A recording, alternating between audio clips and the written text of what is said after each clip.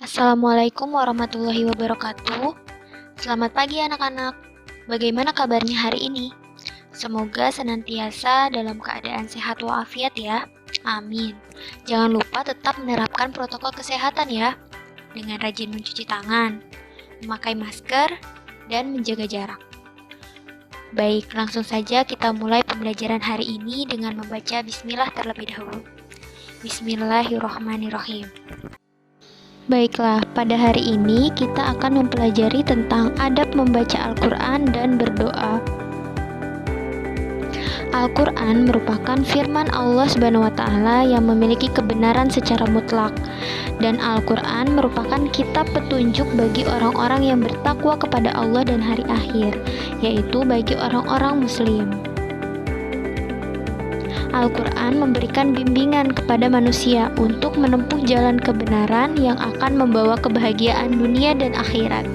Maka dari itu, ilmu mempelajari Al-Quran itu sangatlah penting, dan mempelajari Al-Quran, ilmu tersebut merupakan sebaik-baik ilmu dan lebih utama dibandingkan dengan ilmu yang lainnya. Maka penting ya bagi kita untuk mempelajari Al-Quran.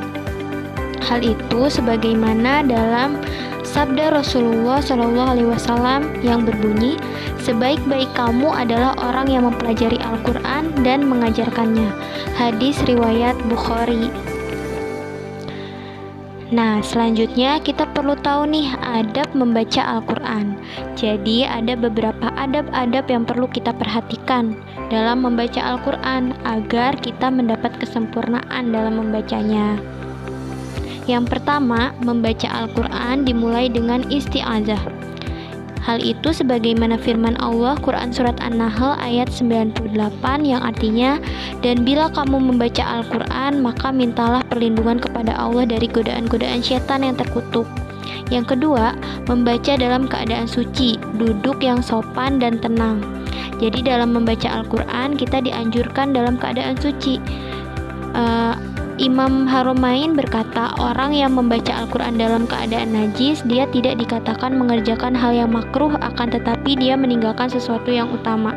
Nah, berdasarkan pendapat beliau, pendapat Imam Haromain ini diperbolehkan apabila dia membaca dalam keadaan terkena najis. Tapi tetap ya, yang paling utama kita dianjurkan membaca Al-Quran dalam keadaan suci.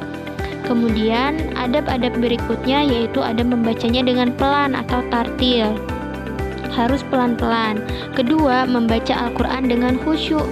Dan yang terakhir, membaguskan suara ketika kita membaca Al-Quran.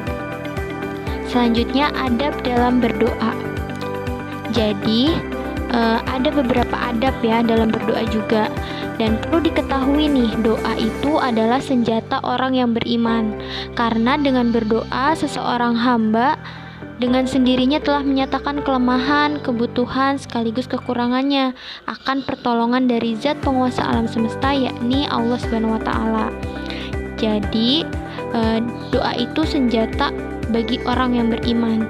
Dan dengan kita berdoa, itu artinya kita mengakui bahwa kita membutuhkan Allah SWT dan kita itu memiliki banyak kelemahan dan juga sangat butuh pertolongan dari Allah gitu. Nah, kita selaku hamba yang beriman tentu dianjurkan untuk berdoa dan memohon pertolongan kepada Allah semata. Namun ternyata doa-doa kita kadang tak selaras dengan apa yang kita inginkan. Kadang apa yang kita harapkan, kita cintai, belum tentu itu yang baik bagi kita. Begitu juga sebaliknya, apa yang kita benci, ternyata itu baik bagi kita. Namun kita harus yakin bahwa semua yang Allah kehendaki itu adalah untuk kebaikan kita. Dalam berdoa juga ada adab-adabnya yang perlu kita perhatikan agar doa kita dapat dikabulkan oleh Allah SWT. Yang pertama, dengan menghadirkan hati. Jadi dalam berdoa, salah satu kuncinya dikabulkan doa kita adalah dengan ihsan, yaitu merasakan kehadiran Allah dimanapun dalam keadaan bagaimanapun. Selalu sadar bahwa saat kita berdoa, Allah sedang melihat dan mendengar doa kita. Allah Maha mengetahui bisikan hati kita. Allah begitu dekat dengan kita, lebih dekat dari urat nadi kita. Maka dari itu kita harus menghadirkan hati kita dalam berdoa dan yakin bahwa Allah pasti akan mendengar doa kita. Itu yang pertama. Kemudian yang kedua, dengan rasa takut dan penuh harap. Di saat kita berdoa, sekali-kali jangan pernah ada keraguan dalam hati kita. Tapi pasrahkan segalanya kepada Allah dan selalu berprasangka baik di setiap ketetapannya. Pasrahkan diri kita dan yakini Allah akan segera mengabulkan doa-doa kita. Kemudian yang ketiga, ada dengan suara yang lembut. Karena Allah itu begitu dekat dan maha mengetahui, maka suara orang yang berdoa itu bagaikan mendesah, meratap, dan mengibak. Orang yang dalam keadaan seperti itu sudah barang tentu akan menunjukkan bentuk suaranya yang keluar dari hatinya, dan bila mengucapkannya, ia ucapkan dengan suara yang lembut. Ini sebagaimana firman Allah yang artinya, berdoalah kepada Rabb-mu dengan berendah diri dan suara yang lembut. Sesungguhnya Allah tidak menyukai orang-orang yang melampaui batas. Dan yang keempat itu diawali dengan beristighfar, menyesal dan mengakui dosa-dosa kita. Banyak contoh ya dalam Al-Quran yang menceritakan seperti para nabi, rasul yang berdoa dengan beristighfar terlebih dahulu, menyesal dan mengakui dosa-dosanya. Contohnya, bacaan doa yang dibacakan oleh Nabi Adam alaihissalam yang diawali dengan pengakuan dosanya yang berbunyi Rabbana zolamna anfusana.